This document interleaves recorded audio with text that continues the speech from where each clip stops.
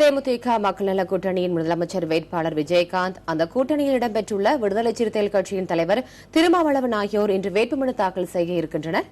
இதுகுறித்த கூடுதல் தகவல்களை செய்தியாளர் ஜோதி நரசிம்மனிடம் கேட்கலாம்.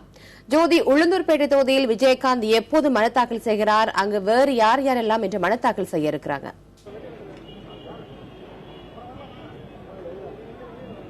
அதாவது இன்று 12 மணி அளவில் தேசிய முற்போக்கு திராவிட கழகத்தின் தலைவர் விஜயகாந்த் அவர்கள் உளுந்தூர்பேட்டையில் உள்ள வட்டாட்சியர் அலுவலகத்தில் வேட்புமனு தாக்கல் செய்கிறார். அதற்கு முன்னதாக திராவிட முன்னேற்ற கழகத்தைச் சேர்ந்த ஜி.ஆர். வசந்தவேல் அவர்கள் வேட்புமனு தாக்கல் செய்கிறார். அதனைத் தொடர்ந்து பாட்டாளி மக்கள் கட்சியினுடைய வேட்பாளராக வழக்கறிஞர் பாலு விஜயகாந்த் வேட்புமனு தாக்கல் செய்வதற்கு முன்னதாக 11:30 மணி அளவில் வேட்புமனு தாக்கல் செய்திருக்கிறார். ஜோதி, மனு தாக்கலின் போது விஜயகாந்துடன் கூட்டணி கட்சி தலைவர்கள் யாராவது வர இருக்காங்களா? அது பற்றிய விவரங்கள் என்ன?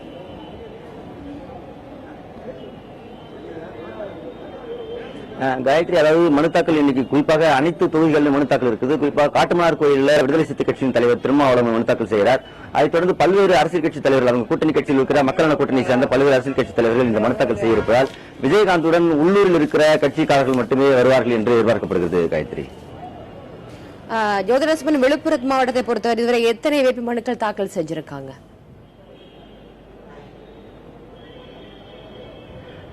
அதாவது விழுப்புரம் மாவட்டத்தில் மொத்தம் 11 சட்டமன்ற தொகுதிகள் இருக்கிறது. இந்த 11 சட்டமன்ற தொகுதியில் இதுவரை கடந்த 3 நாட்களாக தொடர்ந்து இதுவரை 44 பேர் இதுவரை வேட்புமனு தாக்கல் செய்திருக்கிறார்கள்.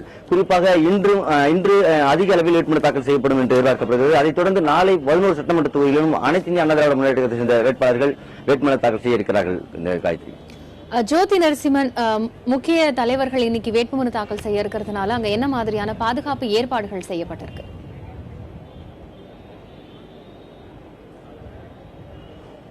குறிப்பாக விழுப்புரம் மாவட்டத்தில் இருக்கிற உளுந்தூர்பேட்டை சட்டமன்ற தொகுதி தேசிய முற்போக்கு திராவிட கழகத்தின் தலைவர் விஜயகாந்த் அவர்கள் போட்டியிடுவதால் இந்த தொகுதி நட்சத்திர தொகுதியாக கணக்கில் எடுக்கப்படுகிறது. குறிப்பாக இன்னும் சொல்ல போனால் அதிக அளவில் இருக்கிற மாவட்டம் முழுக்க இருக்கிற தேசிய முற்போக்கு திராவிட கழகம் மற்றும் மக்கள் நல கூட்டணியை சேர்ந்த ஏராளமான தொண்டர்கள் தற்போது உளுந்தூர்பேட்டை வட்டாட்சியர் அலுவலகத்தை சுற்றி இருந்திருக்கிறார்கள்.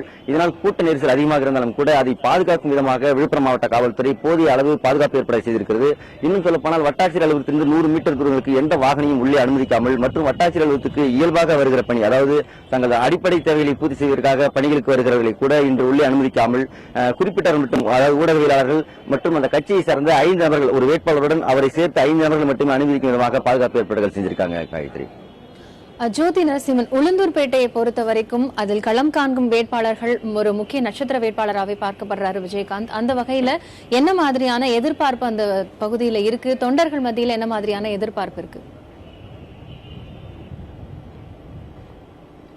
குறிப்பாக கடந்த சட்டமன்ற தேர்தலுக்கு முன்னெடுக்கிய தொகுதி மறுசீரமைப்பு பிறகுதான் இந்த உளுந்தூர்பேட்டை தொகுதி உருவாக்கப்பட்டது.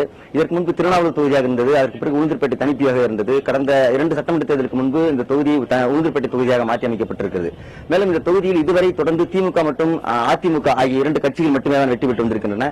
இந்நிலையில் கடந்த முறை தேர்தலில் வெற்றி பெற்றவர் அனைத்து இந்திய அண்ணா திராவிட முன்னேற்ற கழகத்தைச் சேர்ந்த குமரவர் வெற்றி பெற்றிருந்தார். மேலும் தற்போதும் அவர் அந்த கட்சியிலே வேட்பாளராக நிறுத்தப்பட்டிருக்கிறார்.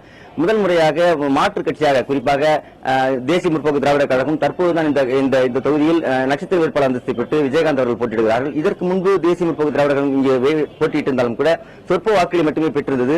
மேலும் கூட்டணி கட்சிகளுக்கான பெரிய அளவு பலம் வாய்ந்த கட்சியாக இல்லாமல் தனித்தன்மை வாய்ந்தாக திமுகவும் மற்றும் அதிமுகவும் மட்டுமே வெற்றி பெற்று வந்த நிலையில் தற்போது தேசிய முற்போக்கு திராவிட கழகத்தைச் சேர்ந்த விஜயகாந்த் போட்டியிடுவது என்பது கூடுதலாக கவனிக்கப்படுகிற ஒரு தொகுதியாக அமைக்கப்பட்டிருக்கிறது.